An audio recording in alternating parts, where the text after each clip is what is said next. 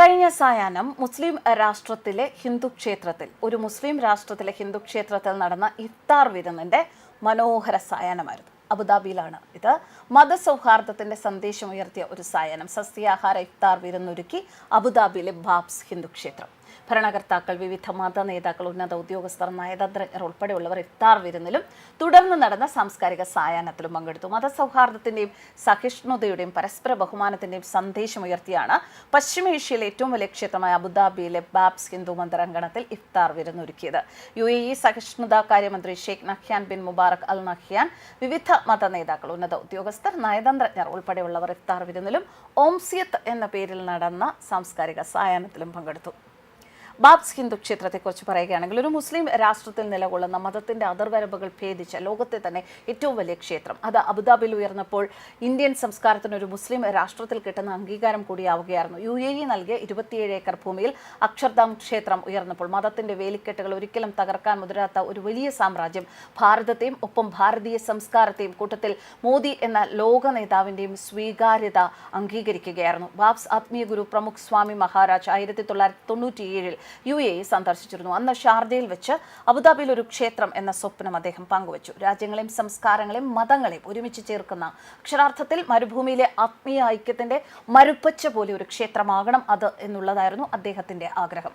വർഷങ്ങൾക്ക് ഇപ്പുറം അത് സാധ്യമായി. ഏകദേശം ഒരുപാട് സമയം ചിലവഴിച്ചാണ് അന്നത്തെ ഉദ്ഘാടന ചടങ്ങുകൾ പൂർത്തിയാക്കിയത്. ക്ഷേത്രത്തിന്റെ മുക്കും മൂലയും വരെ വളരെ വിശദമായി ആ അവസരത്തിൽ പ്രധാനമന്ത്രി നരേന്ദ്രമോദി കണ്ടു മനസ്സിലാക്കുകയുണ്ടായി. സൗദി അറേബ്യ പോലെയുള്ള മറ്റ് അറബ് രാഷ്ട്രങ്ങൾ ഇപ്പോഴും മതത്തിന്റെ മതിൽക്കെട്ടിൽ കഴിയുമ്പോഴാണ് അബുദാബിയിൽ ഇത്തരത്തിലൊരു ക്ഷേത്രം, അതായത് ഒരു അറബ് രാഷ്ട്രത്തിലെ ആദ്യത്തെ ഹിന്ദു ക്ഷേത്രം ഉയർന്നത്. 2015 ഓഗസ്റ്റിലാണ് UAE സർക്കാർ ക്ഷേത്രം പണിയുന്നതിനായി അബുദാബിയിൽ സ്ഥലം നൽകുന്നത്. നരേന്ദ്രമോദി ഇന്ത്യൻ പ്രധാനമന്ത്രി ആയതിനു ശേഷമുള്ള ആദ്യ UAE സന്ദർശനത്തിലാണ് അന്ന് അബുദാബി കിരീടാവകാശിയായിരുന്ന UAE president Sheikh Mohammed bin Zayed Al Nahyan ക്ഷേത്രം പണിയുന്നതിനായി സ്ഥലം അനുവദിക്കുമെന്ന് പ്രഖ്യാപിച്ചത്. 2018 ബാബ്സ് പ്രതിനിധികൾ രണ്ട് രാജ്യങ്ങളിലെയും ഭരണാധികാരികളുമായി കൂടിക്കാഴ്ച നടത്തി. ക്ഷേത്ര മാതൃക പ്രധാനമന്ത്രി നരേന്ദ്രമോദി പുറത്തിറക്കി. 2018 ദില്ലിയിലെ അക്ഷർധാം UAE വിദേശകാര്യമന്ത്രി Sheikh Abdullah bin Zayed Al Nahyan സന്ദർശിച്ചിരുന്നു. ആ ക്ഷേത്രത്തിന്റെ പ്രത്യേകതകൾ കണ്ട് മനസ്സിലാക്കുകയായിരുന്നു ഉദ്ദേശം. 2019 അബുദാബിയിൽ ക്ഷേത്രത്തിന്റെ ആദ്യ ശില സ്ഥാപിച്ചു. ക്ഷേത്രത്തിന്റെ നിർമ്മാണ ഘട്ടങ്ങളിൽ ഇന്ത്യൻ വിദേശകാര്യമന്ത്രി S ജയശങ്കർ, സഞ്ജയ് ദത്ത്, അക്ഷയ് കുമാർ തുടങ്ങിയ പ്രമുഖർ ഉൾപ്പെടെ വിവിധ മേഖലകളിലുള്ള വിവിധ രാജ്യക്കാരായ വിവിധ മതവിശ്വാസികളായ 50,000-ഓളം പേർ ക്ഷേത്രത്തിൽ ശിലാസ്ഥാപനം നടത്തി. ചോദിക്കാതെ സൗജന്യമായി തന്ന ഭൂമി 27 ഏക്കറിൽ മരുഭൂമിയിൽ വിടർന്ന താമര. അബുദാബി ദുബായ് ഹൈവേയിൽ അബു മുരൈഖ മേഖലയിലാണ് പിങ്ക് മണൽക്കല്ലുകളും വെള്ള മാർബിളും ഉപയോഗിച്ച് ഈ ക്ഷേത്രം പണിതത്. ക്ഷേത്രത്തിനായി ആദ്യം അനുവദിച്ചത് 2.5 ഏക്കർ സ്ഥലമായിരുന്നു. പിന്നീട് 5 ആക്കി ഉയർത്തി. എന്നാൽ കുറച്ച് ദിവസങ്ങൾ കഴിഞ്ഞ് 27 ഏക്കർ സ്ഥലം അനുവദിച്ചതായി ഭരണാധികാരികൾ അറിയിക്കുകയായിരുന്നു. വിശാലമായ പാർക്കിംഗ് സ്ഥലം ഉൾപ്പെടെയാണ് ക്ഷേത്രം പണി പൂർത്തിയാക്കിയത്. യമുനയും ഗംഗയും സരസ്വതിയും ഒരുമിച്ച് ചേരുന്ന ത്രിവേണി സംഗമം എന്ന ആശയത്തിലാണ് ക്ഷേത്ര നിർമ്മാണം.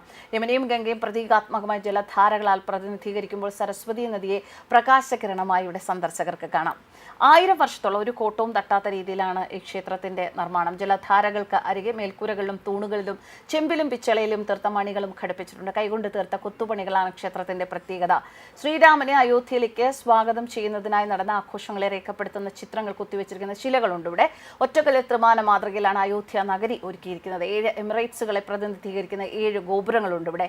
സ്വാമിനാരായണ, അക്ഷർ പുരുഷോത്തം മഹാരാജ്, പരമശിവൻ, ശ്രീകൃഷ്ണൻ, രാമൻ, അയ്യപ്പൻ, ജഗന്നാഥ്, വെങ്കടേശ്വര എന്നിങ്ങനെ 7 മൂർത്തികളാണ് ക്ഷേത്രത്തിലുള്ളത്. തല ഉയർത്തി നിൽക്കുന്ന താഴികക്കുടങ്ങളും ക്ഷേത്ര ഗാംഭീര്യം വർദ്ധിപ്പിക്കുന്നു. ഇത്രമാത്രം ഹിന്ദുയിസം ഉള്ള, അതായത് ഒരു മുസ്ലിം രാഷ്ട്രത്തിൽ ഇത്രമാത്രം ഹിന്ദുയിസം നിറഞ്ഞു നിൽക്കുന്ന ഒരു ക്ഷേത്രം, ആ ക്ഷേത്രത്തിലാണ് കഴിഞ്ഞ ദിവസം സസ്യേതര ഇഫ്താർ വിരുന്നൊരുക്കി മതസൗഹാർദ്ദത്തിന്റെ സന്ദേശം അറബ് രാഷ്ട്രത്തിലെ പ്രമുഖരായ നേതാക്കൾ വിളിച്ചോതിയത്. എന്തായാലും ഈ ഒരു കാര്യത്തിൽ നമുക്ക് അഭിമാനിക്കാം. ഹിന്ദു ക്ഷേത്രം എന്നതിലുപരി ഭാരതീയ സംസ്കാരത്തെ വിളിച്ചോതുന്ന ഒരു ഹിന്ദു ക്ഷേത്രമാണ്. അവിടെ ഒരു മതസ്പർദ്ധയുമില്ലാതെ മതസൗഹാർദ്ദത്തിന്റെ ഓരോ അവസരങ്ങളും അവർ ആഘോഷമാക്കുകയാണ്. News desk കർമാനസ്.